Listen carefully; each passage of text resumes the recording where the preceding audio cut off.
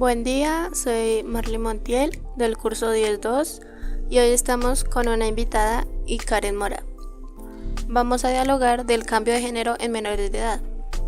El cambio de género en niños no tiene un origen, sin embargo se considera una moda. Mucha gente se identifica como género contrario.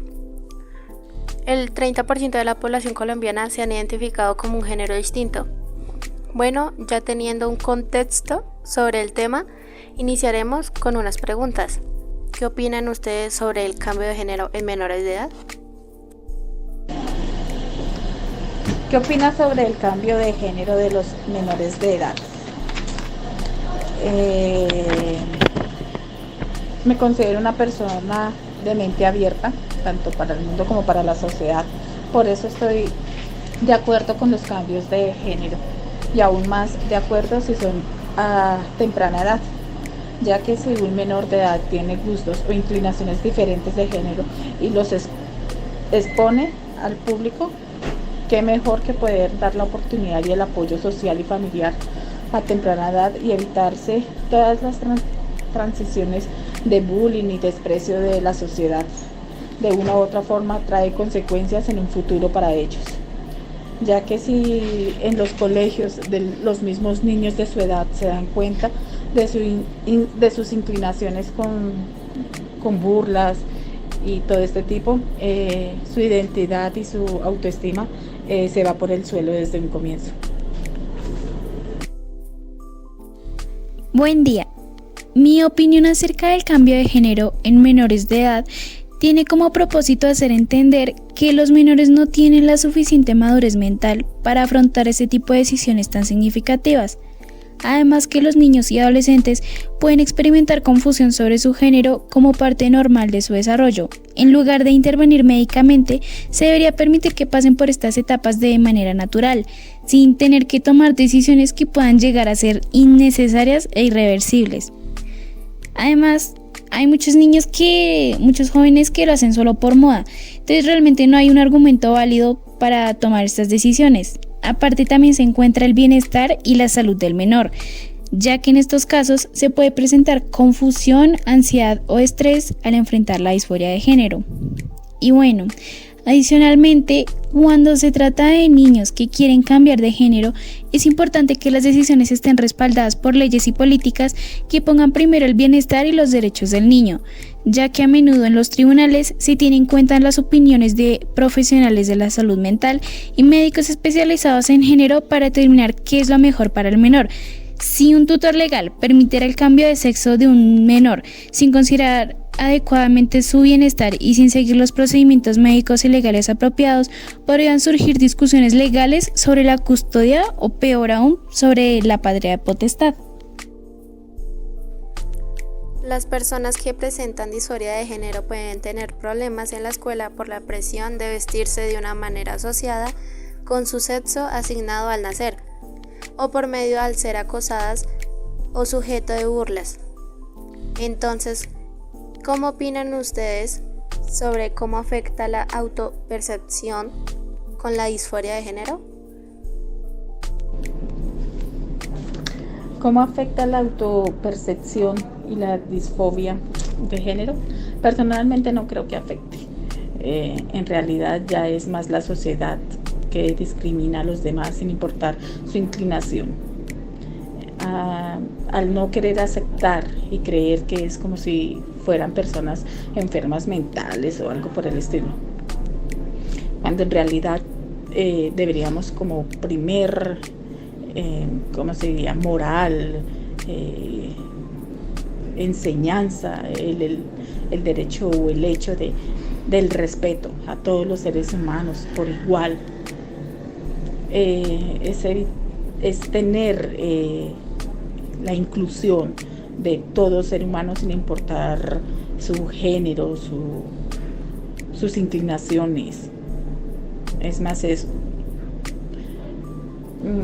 no solo de la familia, sino de toda la sociedad en general, para la libertad de género en los niños, y así ellos no sufrirían tanto rechazo ni consecuencias emocionales en un futuro. se pueden presentar riesgos al tomar este tipo de decisiones a tan temprana edad. Pueden ser el arrepentimiento, complicaciones médicas o conflictos emocionales a largo plazo. También se encuentran las dificultades sociales, ya que los adolescentes pueden enfrentar complicaciones para adaptarse a la sociedad o enfrentar la discriminación. Además, en algunas ocasiones, las decisiones de cambio de género en menores pueden estar influenciadas en gran parte por el impacto de las redes sociales. Por otro lado, también en las redes sociales puede haber información inexacta o nociva en línea, la cual podría llevar a decisiones apresuradas o mal informadas sobre ese tipo de temas sobre el género. También se encuentra el bienestar y salud del menor. Bueno, como existe la posibilidad de cambio de género en el documento civil o de identidad de las personas trans, se puede llegar a generar algunos impactos en el sistema de salud, ya que es importante conocer o saber muy bien las enfermedades de las personas transgénero, pues al mostrarse legalmente con un género distinto al de su nacimiento, las entidades de salud no logran conocer la realidad biológica de la persona, entonces no se tienen en cuenta las cosas necesarias para tratar las enfermedades propias de cada sexo, y que están como por ejemplo pues el cáncer de cervix o el de próstata. Además también se presentan dudas sobre cómo adelantar o arreglar el registro médico de las personas que cambian de sexo y nombre, así como la forma en cómo deben atenderse, que claro, según ellos, se genera discriminación durante la valoración médica. Esto también logra hacer que los lazos familiares se rompan y hace que se vea de una forma distinta la sexualidad, la cual va en contra de los valores morales y religiosos de muchas personas. Además, los pensamientos sobre el cambio de género se han utilizado bastante como negocio de la política. Una de las estrategias que los políticos utilizan para obtener beneficios durante las campañas relacionadas con la ideología de género es mediante un significativo flujo de financiamiento económico. Ese financiamiento no solo se destina a los políticos directamente, también a diversas cadenas de televisión y entidades educativas. Un ejemplo concreto se evidencia en Colombia, donde una de las universidades más prestigiosas del país, la Universidad Javeriana, ha recibido aportes significativos de hasta $400,000, que en pesos colombianos serían 1.542.867.146 pesos, para respaldar iniciativas de igualdad de género y apoyo a políticos afines. Un caso emblemático es el de la Open Society Foundation, fundada por George Soros, la cual ha canalizado recursos financieros hacia una amplia gama de individuos y organizaciones para promover campañas pro LGBT. Aunque se argumenta que estos esfuerzos buscan combatir la discriminación, pues también es claro que existe un interés económico en juego. Adicionalmente, se observa que la Open Society Foundation respalda activamente campañas publicitarias sobre temas como el aborto, entre otros. Todo esto se enmarca en una estrategia más amplia que busca oponerse a los gobiernos de orientación política derechista que no respaldan al progresismo. Bueno, ahora vamos a presentar unos casos donde salieron bien y salieron mal las cirugías del cambio de sexo en menores de edad. Incluso he escuchado de 2 y 3 casos más o menos de niños que han nacido con el género masculino, pero se han inclinado más por el género femenino.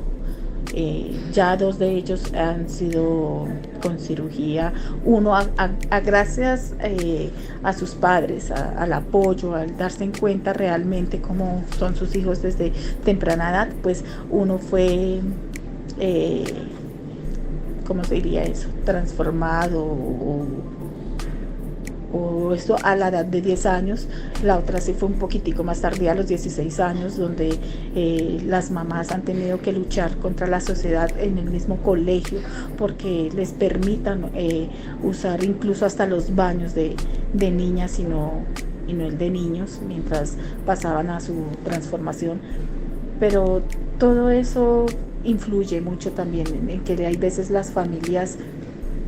Están los que tienen mente abierta y pueden ver a sus hijos que desde temprana edad, desde la edad de 2 años, se dan cuenta de que realmente algo está pasando y los llevan a psicólogos, a médicos, donde se van dando cuenta poco a poco que en realidad no son lo que ellos muestra su cuerpo, sino que en realidad se están inclinando por el otro género. Entonces, por ese lado es bueno que los padres se den cuenta. Hay otros que lastimosamente no quieren admitir que sus niños tienen otras inclinaciones, y como lo mencionaba anteriormente, en los colegios los niños mismos son los que se dan cuenta porque le ven esas, no sé cómo les llamarían, ademanes, o le ven su actitud y su expresión corporal y de todas las formas posibles de que se inclinan por el otro sexo, y es ahí cuando vienen con el bullying, con la burla, y por eso es que los niños pueden crecer con sus consecuencias, ¿no? Mentales, físicas, emocionales. Entonces por eso se cierran a demostrar quiénes realmente son, pero es por el bullying, porque lastimosamente los niños son muy inocentes y se dan cuenta de esos cambios, y los papás que son cerrados de mente pues no se dan cuenta o no quieren admitirlo, y por eso es que no apoyan a sus hijos en ese sentido, y por eso es que cuando son adultos pueden llegar a tener sus pensamientos de cambios de ánimo, hasta llevarlos incluso hasta el suicidio. Entonces es más el hecho de concientizar también a los padres de que estén a mentes abiertas y vean las actitudes que tienen sus hijos desde muy temprana edad, y los vayan apoyando en el transcurso de los años hasta cuando ellos mismos sean los que se puedan abrir directamente con ustedes y decirles qué es lo que sienten, qué es lo que piensan. Existen bastantes personas que se han cambiado de sexo siendo menores de edad, y cuando crecen se dan cuenta de que lo que han hecho fue un error. Y algunos argumentan que es muy difícil revertir los cambios tanto físicos como sociales. Una vez que se llevan a cabo ya no hay nada que hacer. Les expongo unos casos verídicos de 3 personas a las cuales lastimosamente no les fue favorable el cambio de sexo siendo menores de edad, y hablan sobre sus experiencias, que las cuales ahora se arrepienten del cambio. Primer caso, Susana Domínguez, una mujer que a los 21 años en 2020 se encuentra con el psicólogo que 6 años atrás había aprobado su tratamiento de cambio de sexo, incluida la extirpación de su útero, que en este encuentro Susana quería expresarle al psicólogo que ambos habían cometido un grave error. Inicialmente, cuando ella tenía 15 años, le habían diagnosticado disforia de género, lo que significa que se sentía incómoda con su cuerpo asignado al nacer y se identificaba como un chico atrapado en el cuerpo de una chica. Esto llevó al psicólogo a aprobar su tratamiento para el cambio de sexo, que incluyó en la extirpación de su útero y el uso de hormonas masculinas. Sin embargo, con el tiempo, Susana llegó a la conclusión de que este diagnóstico y tratamientos fueron un error. No era un chico en cuerpo de chica como le habían dicho, sino que siempre había sido una mujer. Creía que sus problemas mentales, que incluían depresión y un trastorno esquizoide, la habían llevado a tomar decisiones equivocadas. Ella consideraba que el psicólogo no había sido capaz de ver que sus problemas no estaban relacionados con la transexualidad, sino que era el resultado de otros trastornos, como posiblemente el trastorno del espectro autista. Sin embargo, el profesional no había detectado estos otros aspectos de su salud mental y había dado luz verde a un cambio físico que resultó ser un error. Durante estos 6 años, mientras su cuerpo se sometía a cambios irreversibles, Susana y su madre buscaban ayuda por su cuenta para los problemas de la joven. Sus intentos de suicidio y su sufrimiento emocional los llevó a indagar más hasta que creyeron haber encontrado la raíz de sus males en un posible trastorno del espectro autista, algo que el psicólogo original no había identificado. El psicólogo del Servicio Gallego de Salud, al igual que una psiquiatra previa a la sanidad pública, no tuvieron en cuenta los antecedentes genéticos de Susana. Al menos 6 miembros de su familia sufrían problemas mentales. En lugar de eso, el psicólogo siguió el autodiagnóstico del adolescente influenciado por foros de internet, antes de basarse en evidencia científica. Este encuentro con el psicólogo en 2020 se convirtió en un choque para Susana, quien afirma que él la manipuló al decirle que sabía que el cambio de sexo no la haría sentir mejor. A pesar de sus lágrimas y súplicas, Susana también menciona que la primera psiquiatra, quien la refirió al psicólogo, simplemente le dijo ahora que ella estaba muy segura de su cambio, a pesar de tener tan solo 15 años en ese momento.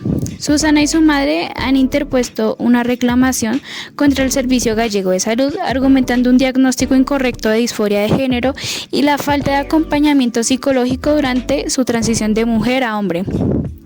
Esta es la primera acción legal de este tipo en España y se basa en la obligación de proteger la salud a los ciudadanos y evitar daños innecesarios.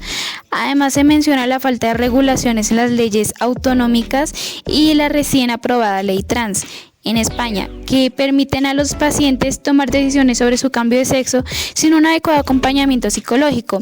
Esto contrasta con casos en otros países donde se ha revisado la legislación debido a que menores y personas con enfermedades mentales recibieron tratamientos irreversibles sin la madurez o el diagnóstico adecuado.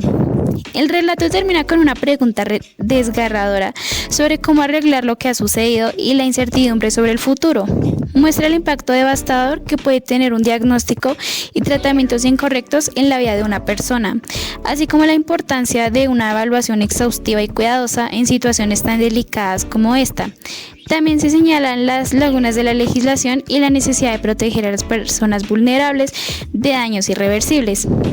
Además, como dato curioso, la ley trans en España prohíbe terminantemente cualquier abordaje psicológico que no sea afirmativo, so pena de multa de hasta 150.000 euros, que en la actualidad serían 612.187.680 pesos colombianos. Incluso un enfoque no afirmativo de los padres puede hacerles perder la patria potestad. El segundo caso es de una joven de 18 años llamada Kayla Lovedahl, quien denunció a 4 médicos de una clínica transgénero perteneciente a los hospitales de la Fundación Kaiser en Oakland. Esta demanda surge a raíz de una cirugía de cambio de género que le practicaron cuando tenía tan solo 12 años. Lovedahl alega que los médicos que la trataron la diagnosticaron como transgénero después de una evaluación de tan solo 75 minutos. Esto condujo a una mastectomía completa que la dejó sin senos, un procedimiento al que fue sometida cuando tenía 12 años. En la demanda presentada en el Tribunal Superior del Condado de San Joaquín, de California, se nombran a las doctoras Lisa Christine Taylor, Winnie Mao, Susan Watson y Mirna Scarlatti como acusadas. La joven afirma que estos médicos le proporcionaron bloqueadores de la pubertad, testosterona y una cirugía de mastectomía en un corto periodo de tiempo, sin advertirla adecuadamente sobre las consecuencias y la finalidad del tratamiento. La demanda argumenta que en lugar de aconsejar a Lovedahl a explorar sus problemas de género a través de la psicoterapia, los médicos automáticamente la declararon como transgénero. Ella y sus abogados sostienen que lo que ella necesitaba en ese momento era cuidado, atención y psicoterapia, no hormonas cruzadas ni cirugías mutiladoras. La joven hizo su transición a los 17 años. Posteriormente se arrepintió de esta decisión y de la de sus médicos. Tuvo que recibir sesiones de psicoterapia para tratar el daño mental causado por el procedimiento de transición. La demanda también señala que la psicóloga clínica Susan Watson, quien también era la directora clínica del centro transgénero, realizó una única evaluación de 75 minutos para llegar al diagnóstico de transgénero. Durante esta evaluación, afirma que Watson no reveló los riesgos asociados con los bloqueadores de la pubertad y las altas dosis de medicamentos hormonales masculinos. Una endocrinóloga y cirujana plástica, respectivamente, estuvieron de acuerdo con la evaluación de Watson, lo que condujo a la administración de bloqueadores de hormonas a la chica cuando tenía 12 años, seguido por la mastectomía doble unos meses después.